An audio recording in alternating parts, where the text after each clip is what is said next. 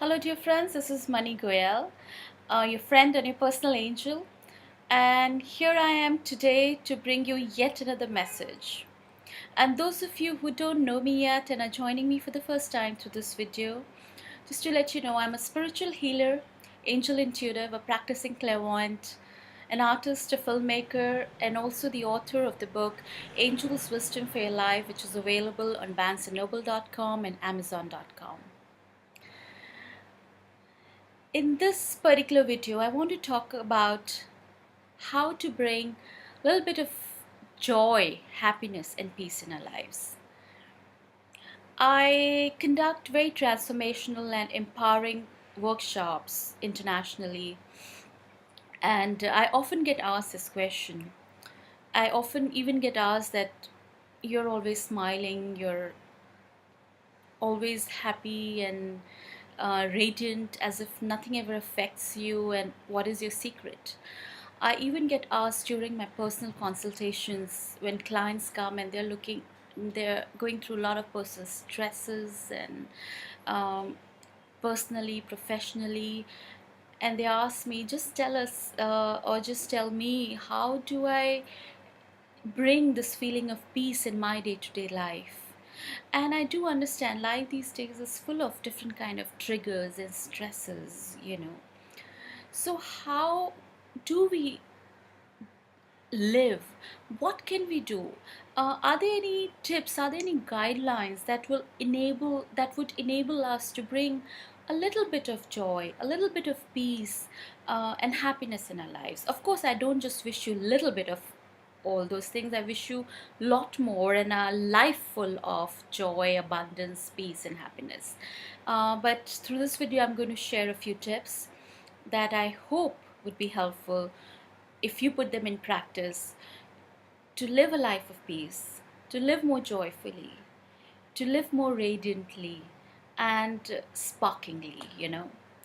So, one of the things which I really follow, and perhaps it's not the right thing for me to say here on a public platform, I don't watch news, alright? News stresses me out. Of course, I keep myself updated with the current affairs and what's happening in the world, but I don't go around flicking channels, watching news, or reading up all the news on the internet. Somehow it affects my energies. And trust me, it's not that I have an aversion towards being aware of current political and socioeconomic and cultural affairs. I actually hold a master's degree in international relations, and there was a time when I wanted to go for a PhD in international relations. So, in my previous life, I have been someone who was very aware of what's happening in the world around us, and I used to write about it in newspapers and magazines. But these days, as I have progressed on my spiritual path, I will share a little bit more about spiritual practice as well as a means of bringing joy, peace, and happiness in your life. But as I have progressed on my spiritual path, I have realized that I have begun to move away from the need of watching news on television or even going through the newspapers. I like to read uplifting news. I like to read uplifting words, because anything which is negative, which is not uplifting, it affects my energies and pulls me down. All right. um, it does not mean that I don't keep myself aware. It does not mean that I'm living in a bubble. It means that I am aware. I am very aware of what's happening in the world around me, but at the same time I've also learned a way to safeguard my energies. Now, as we are talking about safeguarding our energies and staying away from negativity and negative news on television and newspapers, and I will also expand a little bit on it and also share. I also stay away from negative people. For example, if I come across someone, a personal client, or even someone I know who's carrying a lot of negativity or they use harsh words, because of the sensitive person that I am, I normally am not able to handle it. I'm not able to process it very well. And the negativity that those people might be carrying or that environment might be carrying affects me. So I stay away from people who are very negative or who use harsh words or harsh language or who gossip a lot about other people or talk negatively about other people a lot. I normally stay away from them. It does not mean I shun all contact. Of course, I bless them, and if they are my friends or my ex colleagues, of course, I bless them and stay in touch once in a while. But I keep my boundaries. All right. So that's the second tip. Now, again, I from the second tip, I've got my third tip: maintaining your boundaries. Maintaining our boundaries is extremely important, especially when you're a spiritual practitioner. If you're already a practicing healer, or you're a highly sensitive person who gets affected by people, or you're a natural counselor, a friend who often gets asked or about or their personal lives from relatives or friends, then you're a natural counselor, you're an empath. So if you're someone like that and you feel that you're often getting drained and pulled by people who are trying to you know drain your energy, because they want to draw on to your positive force or your positive energy, then it's time for you to probably draw your boundaries. So, the third tip that I have for you is draw your boundaries. If you're a practicing healer, uh, and you have a client who's somehow very very depressed and wants to see you again and again, of course, as healers and practicing light workers, we are meant to help people find their way into light. But if you feel that somehow it is affecting you and not in a very positive manner, then it is okay to say no. It is also okay to say no if you're being invited to, say, a party or a get together by friends that you're not very comfortable with, and you feel that it may not be a very positive environment for you to go to. So it's okay to draw your boundaries. Similarly, we can also draw our boundaries with our immediate family members. Sometimes we get pulled and sucked into other people's dramas. For example, if you are a daughter or a son, you may find yourself getting sucked into your parents' dramas. If you're married and have a partner, if you're a husband or a wife, you may find yourself getting sucked into your other partner's drama. Or your children's dramas or your colleagues' dramas. So perhaps you can step away from all of it and start to create your boundaries and tell them energetically and perhaps even verbally that I can only do this much. End of the day, I have to also take care and of myself, and just draw your boundaries. So drawing boundaries is the third tip that I have for you. All right. Now, the third end of the third tip, I mentioned taking care of oneself. So that leads us to the fourth tip that I have for you. Taking care of ourselves is another aspect that leads us to our personal happiness, joy, and inner peace. Uh, you know, right from the day we are born, or even when we are children, at least in the society that I was growing up in, I was born and raised in India, and then I left to study abroad at a very young age. But the family that I was brought up in and the society that I was brought up in pays a lot of attention or significance to personal sacrifice, right?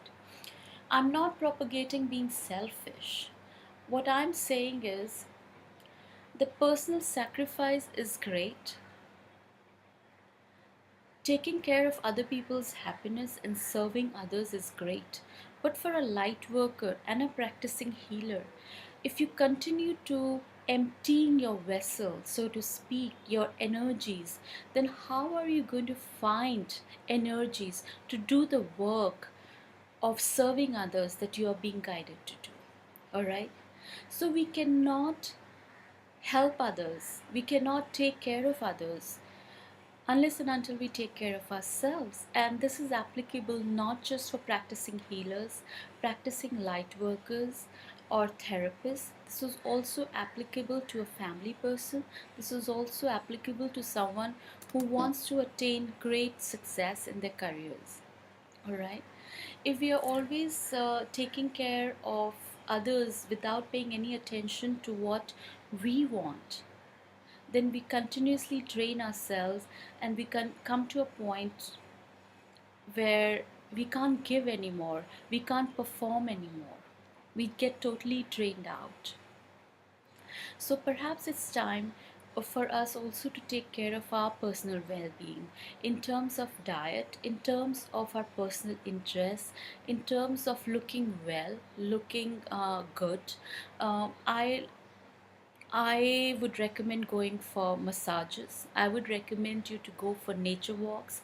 Even if you're married with family, with children, I would still recommend you to take some time off, to spend some time in nature. Speak to your partner if you're feeling drained, if you're feeling really stressed out and empty from within without knowing why, then it's okay for you to take some time off for yourself, for taking care of yourself.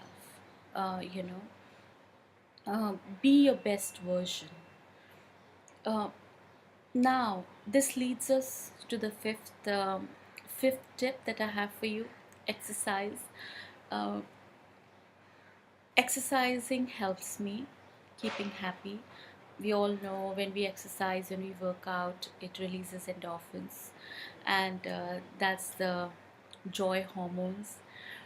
And it I've always noticed that there was a time when I was on a hiatus from work, and I was also on a hiatus from exercise, and due to certain circumstances. But once I got back to my running and my swimming schedule and exercising and taking care of myself, uh, the level of happiness I feel within, the level of peace I feel within has increased. So it does not have to be a very strenuous form of exercise. As I mentioned earlier, it could be just a stroll on the beach. This is just a way of for you to take care of your body and your personal well-being. You know, this body is a vessel which holds our spirit, and the stronger and healthier it feels through diet or through the environment that we expose it to, or through the activities that we indulge in through this physical body, uh, happier we would feel with it. All right.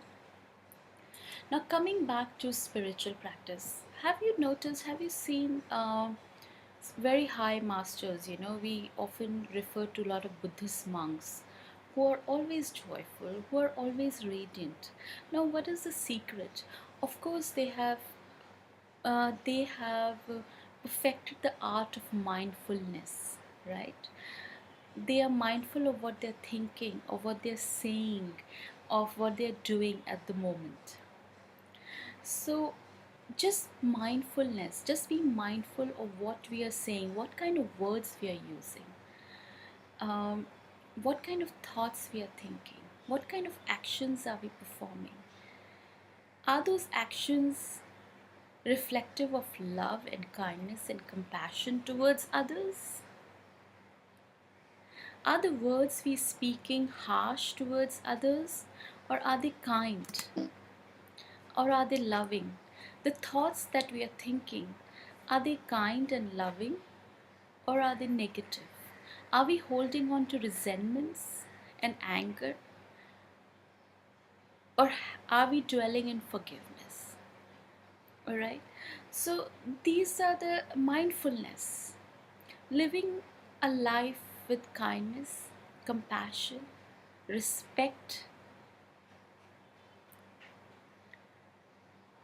warmth towards others, not speaking harshly towards others, being gentle towards others. It allows me to feel happier within. It does not, I'm not saying I don't get angry at things, I don't get stressed. Of course, I do. Um, but then you kind of learn a way to switch back to where you were, right? And of course, there are situations sometimes that do make us angry, that do make us stressed, and we have to deal with those. But at the same time, we have to find a strength to really rise above those situations and deal with those situations in a calm and peaceful manner, in a firm manner, right? So that's another thing that helps me going forward with a sense of peace and joy and happiness. Of course, the equilibrium will not always be there because we are living in this world, we are part of the samsara. Uh, but the trick is to come back to your inner equilibrium, all right? And then another tip that I have for you is uh, when there may be instances that will get you angry. There may be people who may have hurt you, who may have brought harm to you. What do you do in those situations? So,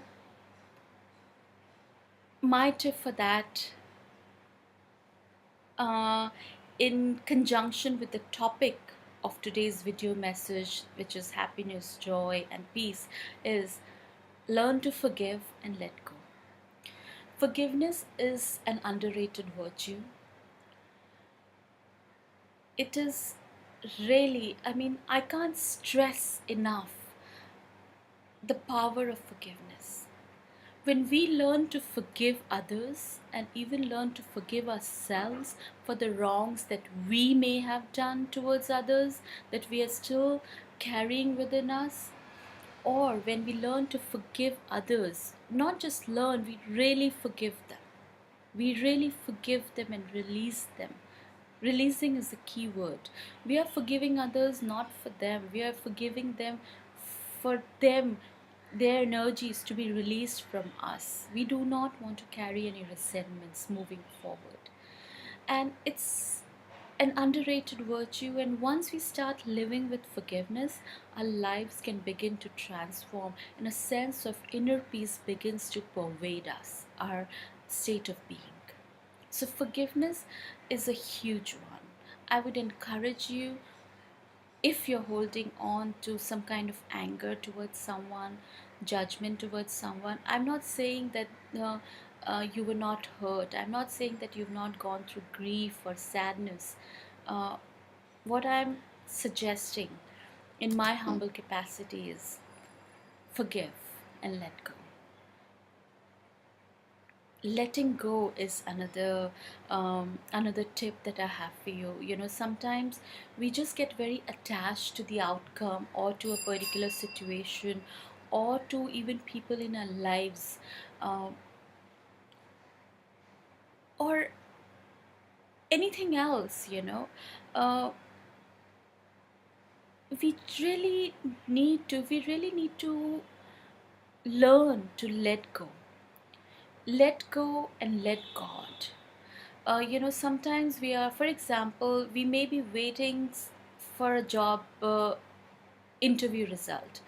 We have just gone through our interview for a dream job, and we just can't get it out of our head, and the results is going to come after, say, 2 3 months, and we are just thinking about it.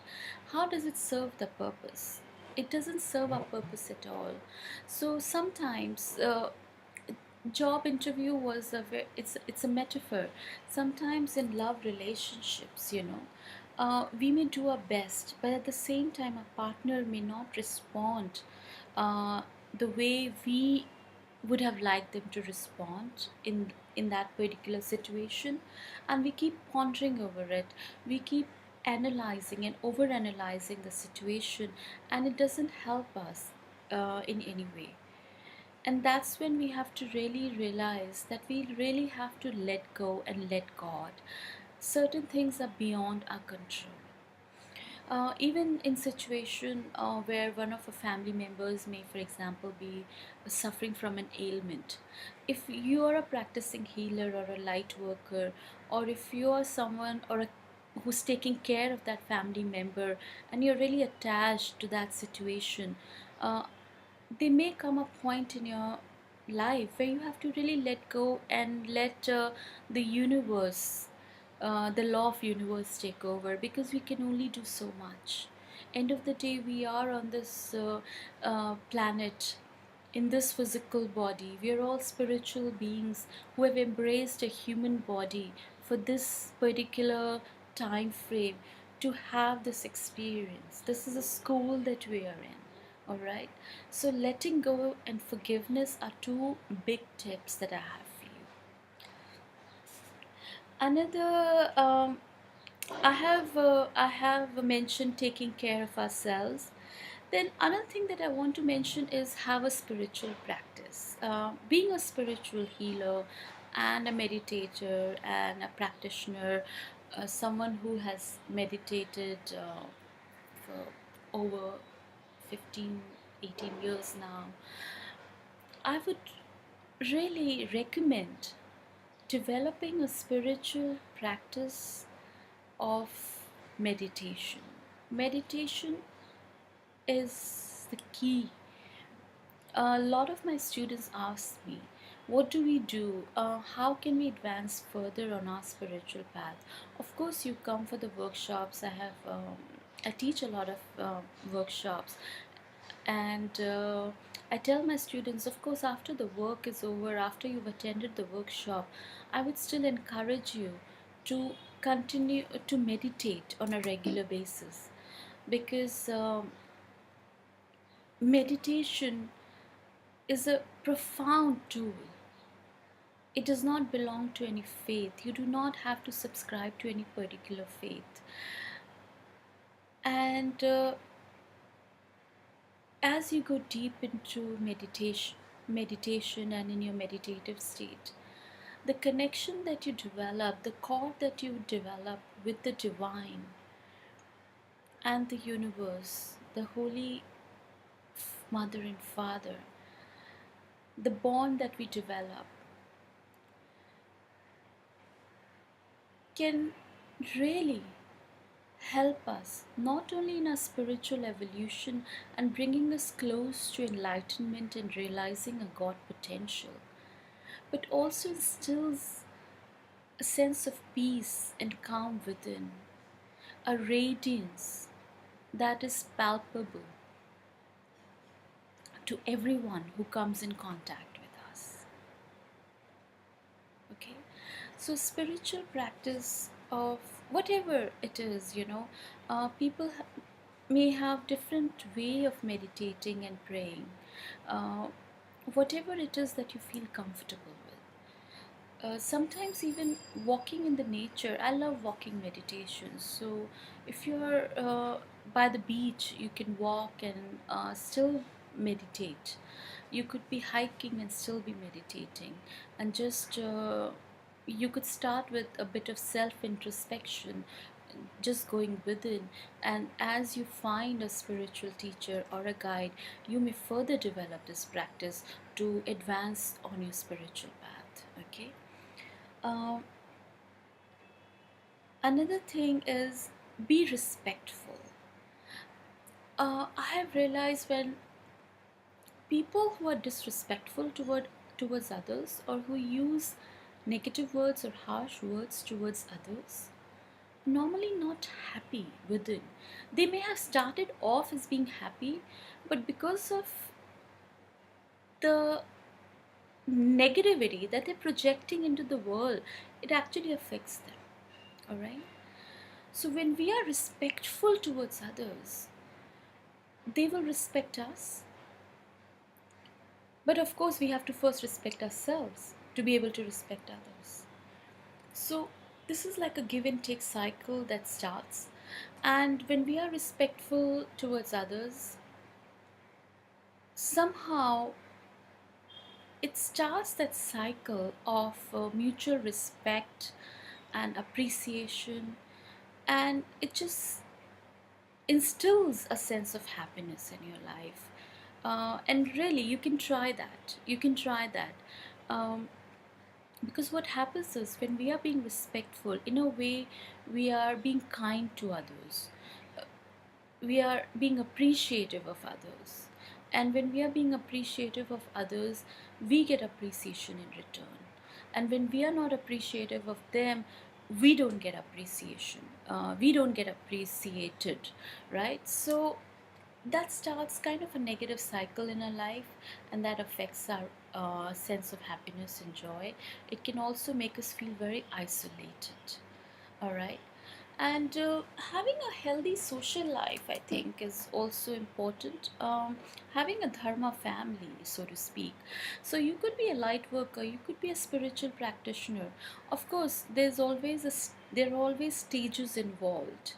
I know that because I've been a keen meditator, and I have meditated by myself for days on end. So I know sometimes when you are on your spiritual path, you tend to isolate yourself. But once you are done with that kind of rigorous practice, and you're ready to step out into the world, into the samsara, as a spiritual practitioner, it is good to have a dharma family around you. So, a social network of like minded friends and colleagues with whom you can share a little bit of your personal experiences.